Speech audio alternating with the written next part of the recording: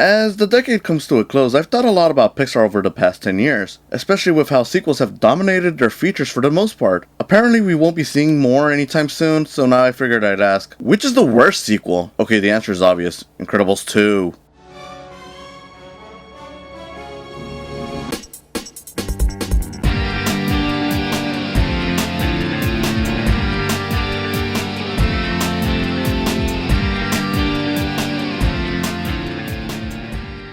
No, I'm not joking. Incredibles 2 is my firm choice for worst Pixar sequel. It's not a bad movie. It's fine. It's okay. But it's definitely the one I just don't bother with all that much. If I'm completely honest, I never really wanted an Incredibles 2. The first one was pretty great. I don't love it as much as others seem to, but it is a tight, well-written movie. The sequel isn't. And I assume part of the reason is that it was never really meant to be a thing. While I know a ton of people expected a sequel because it's a superhero movie and because of how the first one ends, to me, that ending wasn't a tease for more, so much as just paying homage to superhero stories often ending with more action in the horizon, which is also why the superhero aspect didn't open to more possibilities for me. This is not just a superhero movie, it's a homage, one that honestly tackled the majority of the big superhero tropes. So a sequel just seems wrong because, well, where do you go once you've tackled the majority of the tropes in your genre, beyond repeating yourself, or becoming victim to the tropes you mocked or satirized? That's what happened here. The first movie poked fun at villains and their monologues, but the second just does it with no real critique. Superheroes keep us weak! Making this feel not only less well written, but a lot more generic as a result. All the Pixar sequels after Toy Story 3 have had their share of criticisms brought up, but I don't think we hear enough that out of all of them, Incredibles 2 ultimately adds nothing of merit to its franchise. It's just another one. Let's explore them all just so you know what I mean. I'll skip Toy Story 2 and 3 because, well, they're universally accepted as being the ones that are necessary.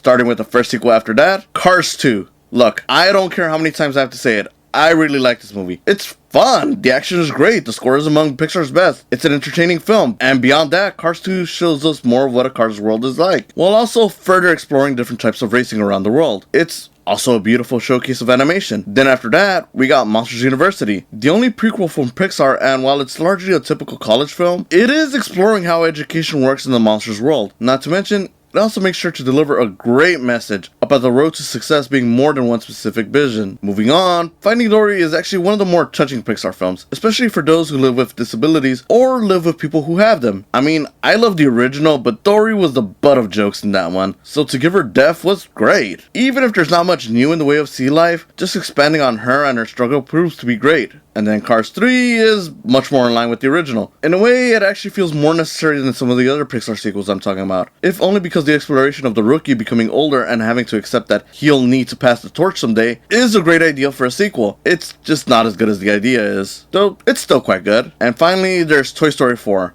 The supposed final sequel right now. On average, I tend to shift my rank between this one and the second film, if only because this is the funniest film in the Toy Story series, but it is also not as necessary. That being said, it at least provides a nice end for the series. Not as perfect as 3's ending was, but I like that the ending feels like the acceptance of a common thread in these movies. Plus, giving Bo Peep actual death and a proper send-off felt right, especially after she was just cut off from the franchise off screen.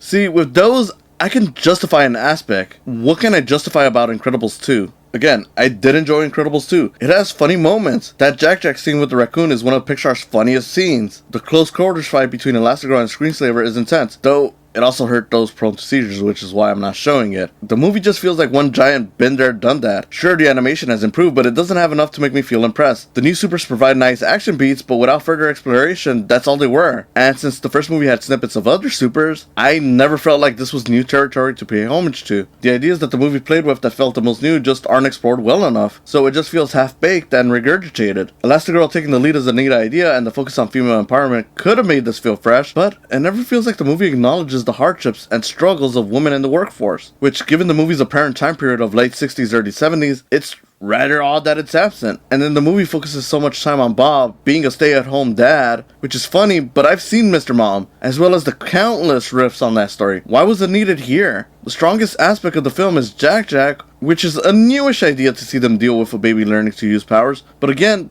this was briefly explored upon in the first movie, as well as the short, so seeing it here just feels like more of what we already experienced. It's good, just not that fresh, which is this movie in a nutshell.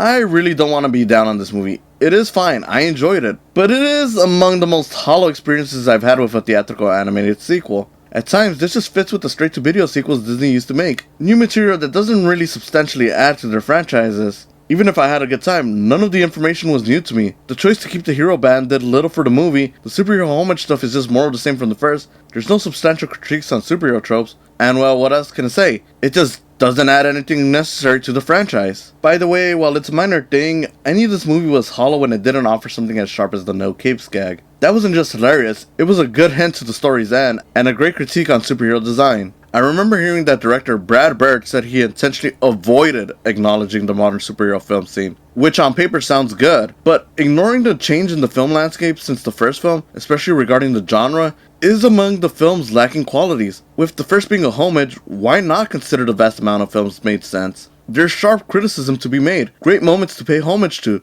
That lack of acceptance of the film scene as it is now just feels like the movie missed opportunities to feel needed. It feels like it intentionally is ignoring aspects of the superhero history, which is odd since the first one was great with acknowledging aspects of comic book history. I'm not saying it needed a Stan Lee cameo or a cinematic universe, but maybe a nod towards the popularity of superheroes now was something worthy of adding here? Look, it may not be bad, but it definitely is the weakest Pixar sequel. Sorry.